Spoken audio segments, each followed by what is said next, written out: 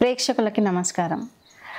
మనం ప్రతి సంవత్సరం మన ఇంట్లో గణపతి ఉత్సవం జరుపుకుంటాము. దానికి సంబంధించి పర్యావరణ హితంగా మన పూజ వస్తువులతో కొన్ని పత్రాలతో మనం మన ఇంట్లో శాస్త్రోక్తంగా ఎలా జరుపుకోవాలో దాని గురించి బాధ్యత ఫౌండేషన్ వ్యవస్థాపకులు చంద్రశేఖర్ గారి ద్వారా మనం కొన్ని విషయాలను తెలుసుకుందాము. నమస్కారం చంద్రశేఖర్ గారు. ప్రతి సంవత్సరం ప్రతి ఒక్కరు వాళ్ళ ఇంట్లో గణపతి ఉత్సవాలు జరుపుకుంటారు.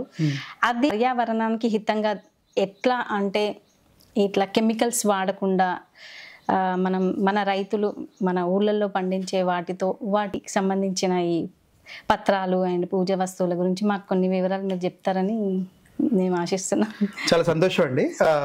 మనం బాధ్యత ఫౌండేషన్ నుంచి 2014 నుంచి ఈ యొక్క కార్యక్రమం చేస్తున్నాము.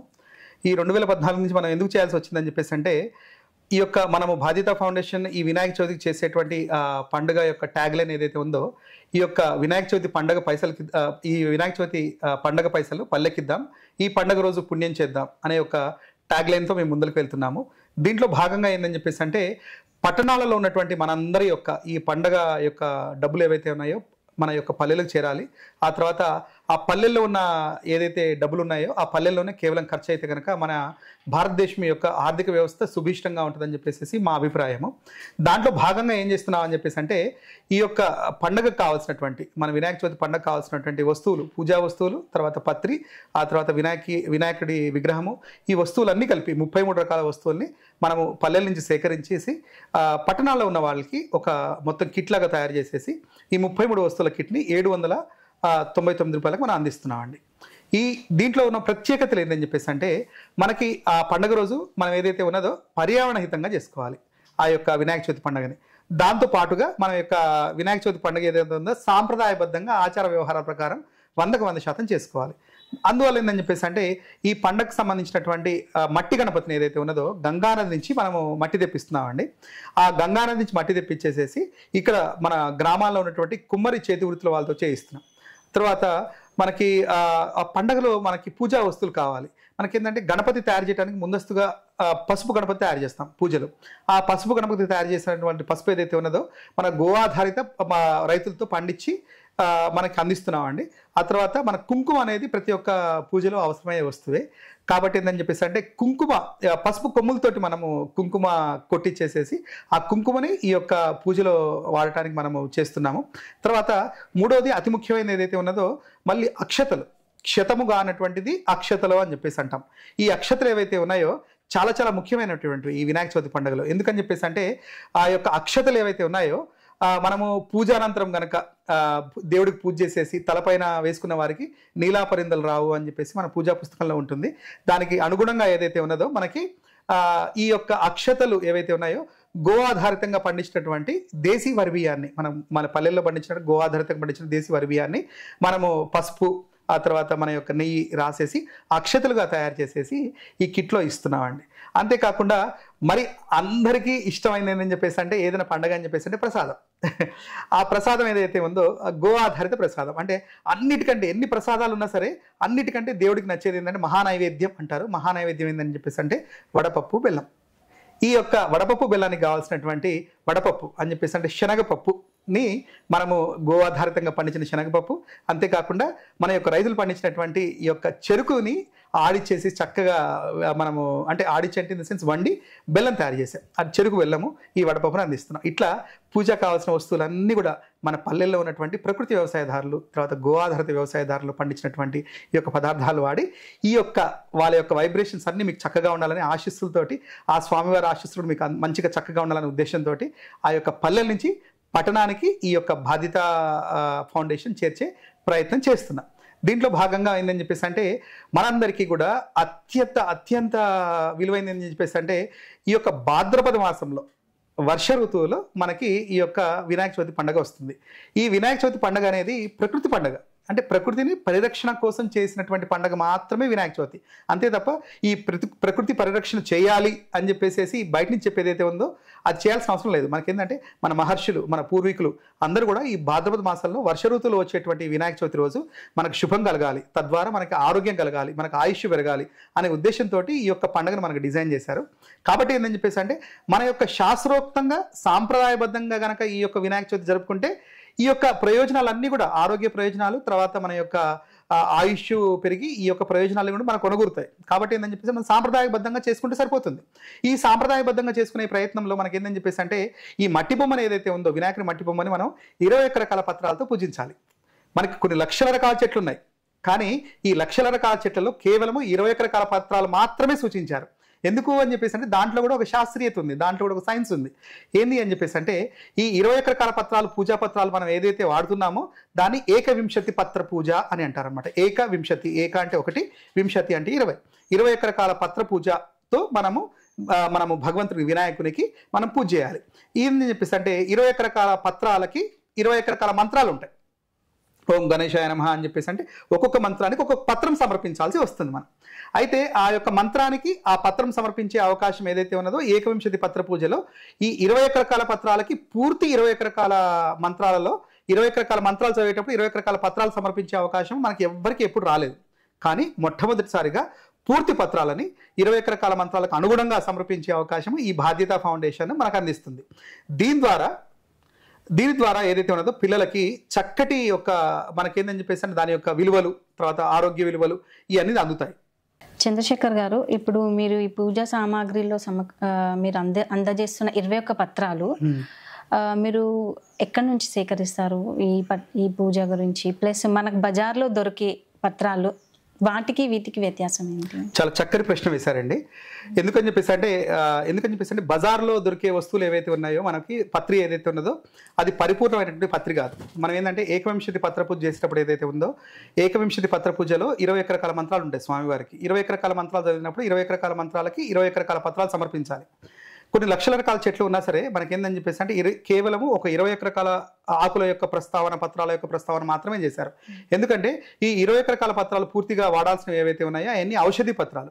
అవి వాడితే మాత్రమే ఈ యొక్క రోగబాధలు ఏవైతే ఉన్నాయో మనకి అంటే భాద్రపద మాసంలో వచ్చేటువంటి రోగబాధలు ఏవైతే ఉన్నాయో వాటి సంబంధించి ఉపశమనం లభిస్తుంది.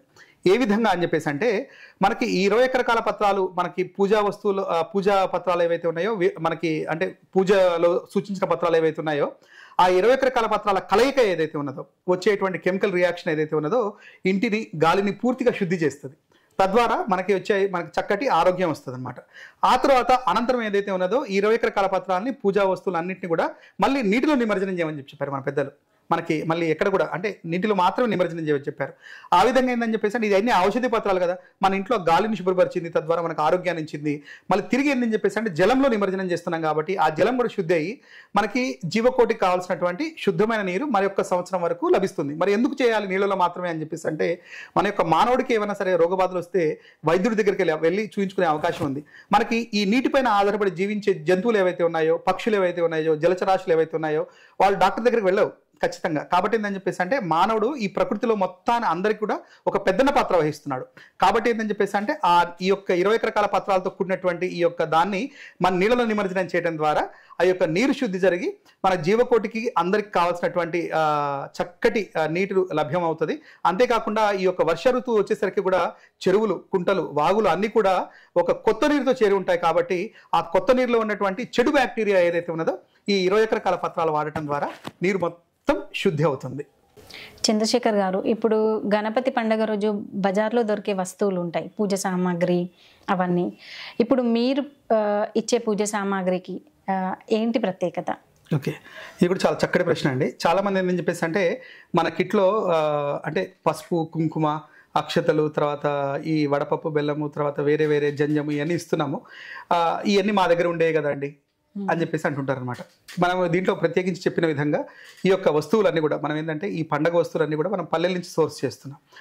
చాలా మందికి ఇంట్లో పసుపు ఉంటుంది, కానీ ఏంటంటే మనం ఇచ్చేది గో ఆధారితంగా పండించినటువంటి ఆర్గానిక్ పసుపు. కాబట్టి ఏంటంటే హరిద్ర గణపతికి చేసుకున్నటువంటి గో ఆధారిత పసుపు అత్యంత శ్రేష్టమైంది.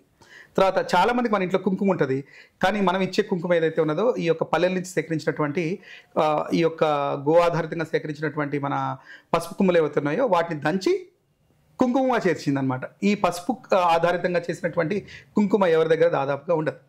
తర్వాత అక్షతలు అని చెప్పేసి, అంటే క్షతము కానివి అక్షతలు ఏదైతే ఉన్నదో మన ఇంట్లో మన బియ్యాన్ని కలిపితే పసుపు కలిపితే అక్షంతలు అయిపోతాయని చెప్పేసి అనుకుంటారు. కానీ మనం ఇచ్చే అక్షతలు ఏవైతే ఉన్నాయో మనకి పరమ పవిత్రంగా గో ఆధారితంగా పండించినటువంటి బియ్యం ఏదైతే దేశీ బియ్యం ఏదైతే ఉన్నాయో మైసూర్ మల్లిగా బియ్యంతో చేసినటువంటి పసుపు మనం వాడి చక్కగా చేసినటువంటి అక్షతలు. తర్వాత ప్రసాదం అందరూ వండుకుంటారు, కానీ ఈ ప్రసాదం వడపప్పు బెల్లం ప్రసాదం ఏదైతే ఉన్నదో మన యొక్క పల్లెల్లో ఉన్నటువంటి మన వ్యవసాయదారులు ఎవరైతే గో ఆధారిత వ్యవసాయదారులు ఎవరైతే ఉన్నారో వాళ్ళు వాళ్ళ యొక్క చెరుకు పండించేసేసి వండినటువంటి బెల్లము, తర్వాత గో ఆధారితంగా పండించినటువంటి శనగపప్పు అంటే శనగలతో చేసినటువంటి పప్పు. ఈ విధంగా అంతేకాకుండా మన యొక్క పల్లెల్లో ఉన్నటువంటి చేనేత దారులు ఎవరైతే ఉన్నారో వారి దగ్గర నుంచి సేకరించి మనం తీసుకున్నటువంటి కోరా జంజం, కోరా అని చెప్పేసి అంటే ఏంటని చెప్పేసి అంటే బ్లీచ్ చేయనటువంటి దారంతో చేసినటువంటి జంజం. ఆ విధంగా మన పూజా వస్తువులు ఏవైతే ఉన్నాయో దీంట్లో పూర్తిగా అన్ని పూజా వస్తువులు ఇట్లా ప్రతి ఒక్క పూజా వస్తువు కూడా మన పల్లెల నుంచి గో ఆధారితంగా చేసి అంటే మన ఎటువంటి కెమికల్స్ వాడకుండా చేసినటువంటి మన యొక్క పూజా వస్తువులు. ఈ యొక్క బజార్లో దొరికే పూజా వస్తువులలో వాటికి పోలిక ఉండదు, ప్లస్ ఆ వైబ్రేషన్స్ దాంట్లో ఉండవు. పూర్తిగా ఇవన్నీ కూడా మనం పల్లెల నుంచి సేకరిస్తున్నామండి. చంద్రశేఖర్ గారు, ఇంతకుముందు మనం మాట్లాడుకున్నప్పుడు మీరు నిమజ్జనానికి సంబంధించి కొన్ని పద్ధతులు ఉన్నాయని చెప్పారు. ఇప్పుడున్న పరిస్థితుల్లో మన సిటీలో నిమజ్జనానికి కొంచెం కష్టంగా ఉంది. జనాలు వెళ్ళి లేకపోతే వాళ్ళు ఎక్కడ దొరికితే అక్కడ నిమజ్జనం చేయడము మురికి నీళ్ళల్లో అట్లా. దానికి ఏదైనా ప్రత్యేక పద్ధతి ఉందా మన ప్రేక్షకులకు తెలియాలని? చాలా మంచి క్వశ్చన్ వేశారండి, ప్రశ్న వేశారు. అయితే ఏంటని చెప్పేసి అంటే ఆచార ప్రకారం అయితే కనుక మంచి నీటిలో తర్వాత పారే నీటిలో మనము వినాయకుడిని నిమజ్జనం చేయాల్సి వస్తుంది. కానీ సిటీలో మనకు ఉన్నటువంటి పట్టణీకరణలో కొంచెము ఈ యొక్క ఇబ్బంది ఉంది. కాబట్టి ఏం చేసామని చెప్పేసి అంటే మన యొక్క గణనాథుడు ఏదైతే ఉన్నారో మట్టి గణనాథుడిని వినాయకుడిని మన ఇంట్లోనే నిమజ్జనం చేసుకునే విధంగా కూడా ఈ యొక్క మన గ్రామీణలో వాళ్ళ దగ్గర నుంచి ఒక పీచు ఉంటుంది, కొబ్బరి పీచు ఉంటుంది చూడండి మనకి. ఆ కొబ్బరి పీచు నుంచి మనము తొట్టి లెక్క తయారు చేసేసి మన యొక్క వినాయకుడిని మన ఇంట్లోనే నిమజ్జనం చేసుకునే విధంగా ఒక ఆప్షన్ అయితే ఇచ్చాము. దీంట్లో భాగంగా ఏందని చెప్పేసి అంటే ఆ పీచు తొట్టిలో మన యొక్క మట్టి గణపతిని ఉంచేసేసి నీళ్లు వాటరింగ్ చేసేస్తే కనుక ఆ యొక్క మట్టి అంతా కూడా కరిగిపోయేసి ఆ పీచు తొట్టిలో మనకి ఒక మట్టి లెక్క తయారవుతుంది. అనంతరం ఏదైతే ఉన్నదో మన గ్రామీణ గోశాల నుంచి చేసినటువంటి ఘనజీవామృతం కూడా ఇచ్చాం దీంట్లో. ఆ ఘనజీవామృతాన్ని పైన చల్లేసేసి మన యొక్క విత్తనాలు ఇచ్చాం. ఆ విత్తనాలు కనుక పైన చల్లితే ఒక 15 రోజులలో ఒక 10 రోజులలో మనకేందని చెప్పేసి అంటే ఆ విత్తనాలు మొలకెత్తి ఆ విత్తనాలు ఏవైతే ఉన్నాయో స్వామివారి ప్రసాదంగా మనము తీసుకోవచ్చు. ఆ విధంగా ఈ యొక్క నిమజ్జనం కిట్ని కూడా ప్రత్యేకించి ఈ యొక్క పట్టణాల వాళ్ళ కోసము తయారు చేశాము.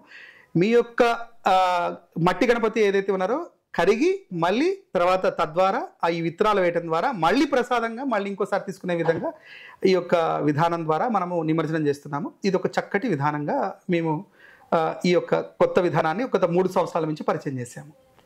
చంద్రశేఖర్ గారు, మీరు ఈ ప్రత్యేకంగా సేకరించిన ఈ పత్రాలు, ప్రత్యేకంగా అందుబాటులోకి తెచ్చిన ఈ పూజ సామాగ్రిని, ఈ ముద్దుగా ఉన్న ఈ గణపయ్యని ప్రజలందరూ ఏ విధంగా పొందుతారో దానికి మీరు చేపట్టిన ఏర్పాట్లు ఏంటి?